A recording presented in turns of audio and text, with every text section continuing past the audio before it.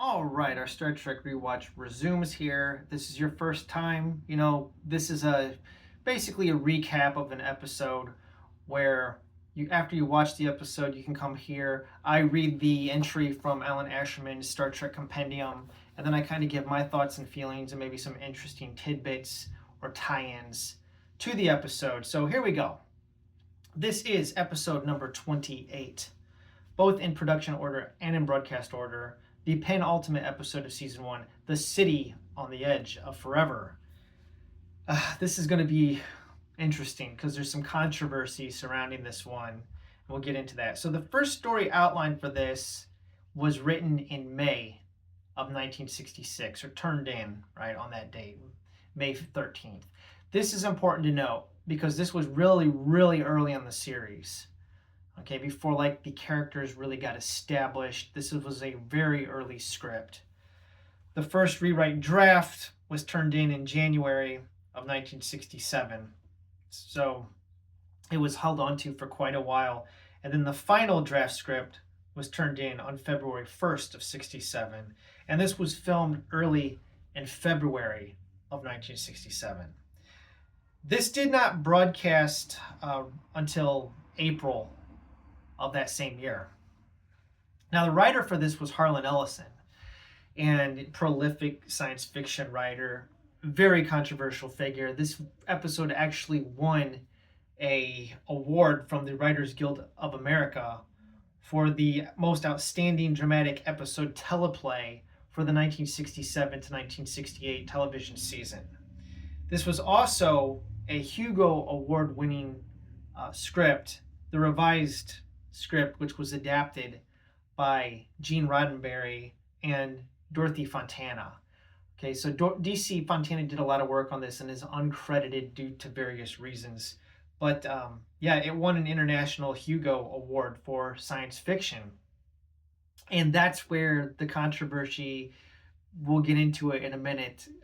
After we summarize, I'll kind of stop and talk about Harlan Ellison's original script compared to the episode that we got. Now, if you're interested in seeing, and before I even get into this, if you're interested in seeing that script, Harlan Ellison actually put out his own book where he essentially rants and raves about all the changes that were made. And IDW Comics a few years back did a comic book adaptation, a graphic novel, if you will, of this episode using the original script that Harlan Ellison turned in. So there's a visual, book if you're interested in it. It's a bit pricey because it's in hardcover. I haven't read it myself, but I've seen some of the artwork in it, and it looks quite good and intriguing even. So maybe I'll pick that up at some point in the future. I think it'd be a nice coffee table piece or something. But we'll get into this, what we got here, right? This was directed by Joseph Pevney, the composer Alexander Courage, and the photographic effects for this episode were done by Film Effects of Hollywood. Now, I watched it here on my little collection, as you can see, and I think the cover tells you how great this episode is. There is the Guardian of Forever on the disc face, right? So you got this thing, and we'll talk about this. While treating Sulu after an accident on the bridge, Dr. McCoy accidentally injects himself with an overdose of cordrazine, an experimental drug. In a delirious state, he transports down to the planet below, to which the Enterprises come to investigate strange ripples in time. Beaming down with the landing party, Kirk and Spock, along with Uhura and Scotty and a couple of red shirts, they confront a living machine known as the Guardian of Forever. When McCoy leaps through the machine's portal, he vanishes into Earth's past, and because of something he does there to change history, the Enterprise ceases to exist. So he ends up in 1930s, in the 1930s, and he alters the timeline, and it creates a paradox, if you will, or a tangent timeline in which the Nazis win World War II, or the Axis powers win World War II. The landing party, stranded, decides to try to undo what McCoy has done. Kirk and Spock leap through the device into New York of 1930. There, Kirk meets and falls in love with Edith Keeler, a forward-thinking social worker Spock, who manages to use vintage 1930 equipment to construct a tricorder monitor device. What does he call it? Using nothing more than bear skins and stone knives. Little more than bear skins and stone knives. A pretty interesting and, I think, quotable, memorable line of dialogue from the series. He discovers, using his, vacuum tube contraption here, that there's two possible futures. Edith Keeler is like the focal point of the divergent tangent universe. And I'm assuming that the crew was shielded from the time distortion because they were close to the Guardian, kind of inside of a temporal bubble that protected them from the changes. That's why they're still here. But what happens is that Spock discovers that Edith Keeler was the leader of a pacifist movement that kept the United States from entering into World War II, resulting in a German victory. So that's the new timeline, okay, that exists now. This is the thing that McCoy has changed. And the original timeline, Edith Keeler dies in a traffic accident in 1930. And Spock says to Kirk, he says, Edith Keeler must die. And Captain Kirk here, this is kind of like a romance that's developed here, says that he thinks he's falling in love with Edith Keeler. So dun dun dun, there's your tension, and this is like very dramatic. Now, what happens at the end of this is that they're looking for McCoy. It's not exactly, they're trying to jump into this thing and basically wait for McCoy to show up. So they're looking for him the whole time. And at the last minute, right, of the episode, as it's getting ready to close out, McCoy shows up. And as Kirk and Spock are having their reunion with McCoy, Edith Keeler crosses the street to see what's going on, and a truck is coming towards her, at which point Kirk grabs McCoy because McCoy is going to run out and save her from getting struck by this truck. And he it's probably one of Shatner's finest moments in the series, where he grabs McCoy and holds him, and then McCoy basically flips out and says, "Do you realize what you've done?" And then Spock, played brilliantly by Leonard Nimoy, says, "He knows, Doctor. He knows."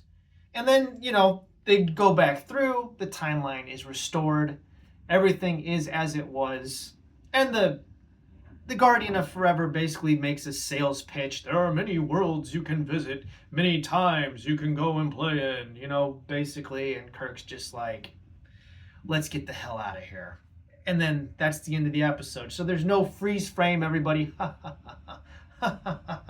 laughing like they do a lot of the time. This is a very somber and sober ending. Now, it's a great episode. A lot of people consider it one of the best of the series. Now let's talk about Harlan Ellison's beef. In Harlan Ellison's original script, the whole thing involved a drug dealer, a crew member that was dealing drugs. It was basically like a sound drug, right? Which is very interesting. It's basically a drug that works on your auditory nervous system somehow. And he was distributing and dealing drugs to the crewmen, and I think also to other alien races. And there's this whole thing about Kirk, wanting to basically hold the death penalty on this guy. So that's already different. There was, so it wasn't McCoy that went down. It was this drug dealing crewman. Okay.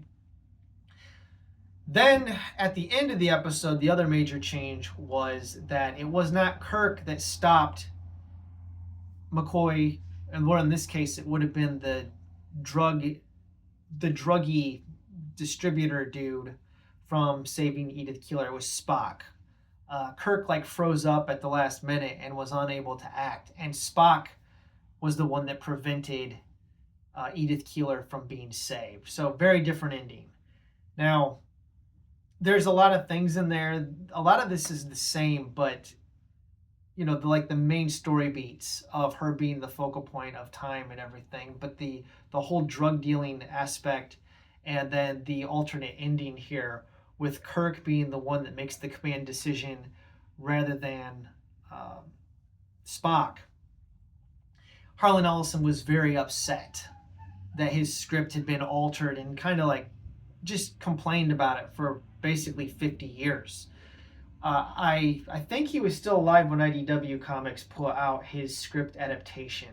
He's since been deceased, and I'm curious what his thoughts would have been on that. It's something maybe I should look into. But yeah, it's just interesting to see. Like, I think that the episode that we got, maybe the episode that Harlan Ellison wrote was a great science fiction episode, but seeing as the changes that were made by DC Fontana, who unfortunately didn't get a story credit here for the rewrite, and then all the beef that happened between Gene Roddenberry and Harlan Ellison, basically like these guys didn't get along. They were butting heads with each other over this thing, and I don't think that Gene Roddenberry, from what I've heard, was exactly the most amicable guy to get along with himself. So you get these two really like hyper, egotist personalities in a room together, and sparks are gonna fly.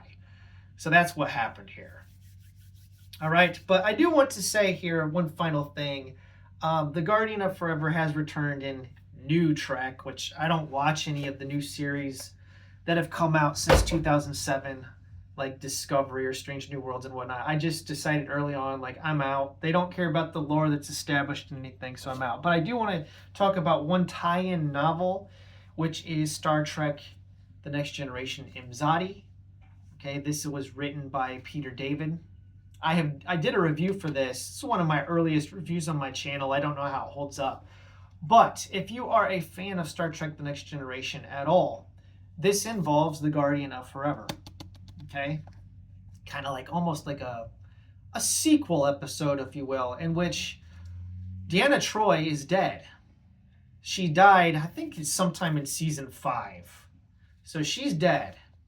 And Riker from the future uses the Guardian of Forever to go back and save her. So he goes back to the past. And this book kind of flashes, it starts in the future, then it jumps back to the past.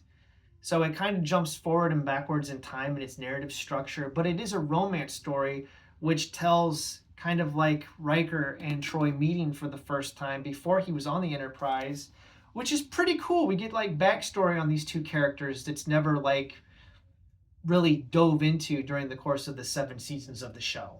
So if you're like a hardcore fan, check this out. Data is the captain of the Enterprise in this, which is really interesting because it's like in a future timeline. And like Data is following Riker.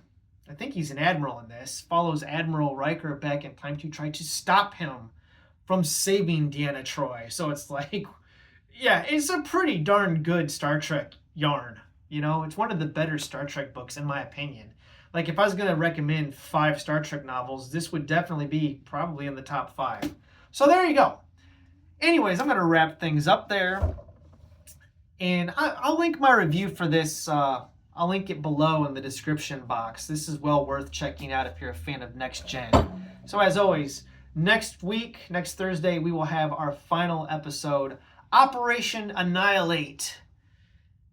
It's another pretty good one. I don't think it's as good as this. They probably should have saved this for the season finale. But, whatever.